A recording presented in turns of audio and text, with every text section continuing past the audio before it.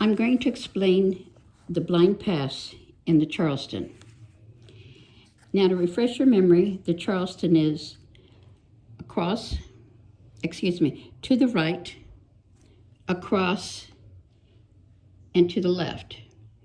That's the first Charleston, and that's required. The second Charleston is optional, but it's usually not stopped unless someone requests it to be stopped.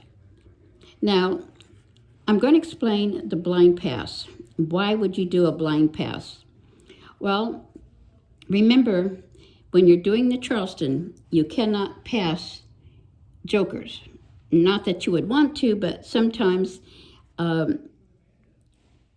you think that, well, maybe you'll get exactly what you need, especially if you're doing singles and pairs or a different hand, and you just think you have too many. I would never have too many jokers, but you do not pass jokers. So let's say I've had my pass to the right, I've had my pass across, and now I've got my first left. And I'm looking at my hand, and this is the hand I'm playing right here. The 1, 3, 5, 7, 9.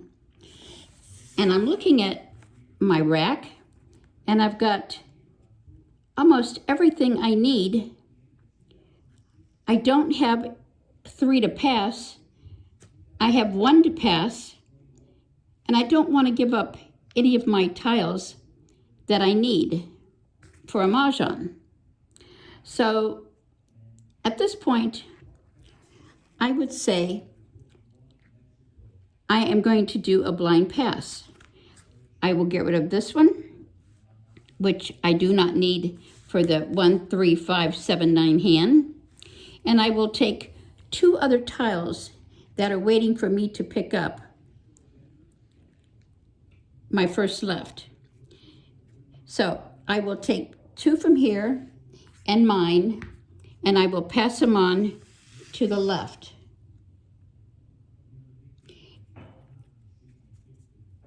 And I will pick up the tile that's left. I was hoping maybe it was a dot, but it wasn't. And at this point, I would say I want to stop the Charleston because my hand is almost perfect. Now, the other time that you can do a blind pass is on the last right.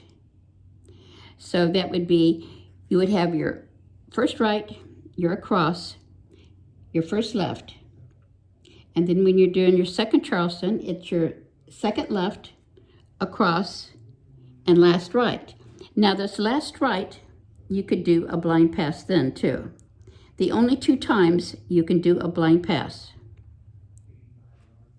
So, like I said, at this point, I would say I don't want to continue with the Charleston. And, of course, this would be my throwaway tile. And I'm almost got the perfect hand.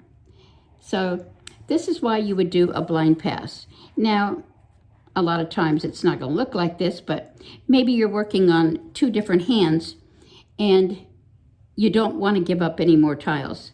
So you could pass all 3. You could do a blind pass on 1, 2, or 3 tiles.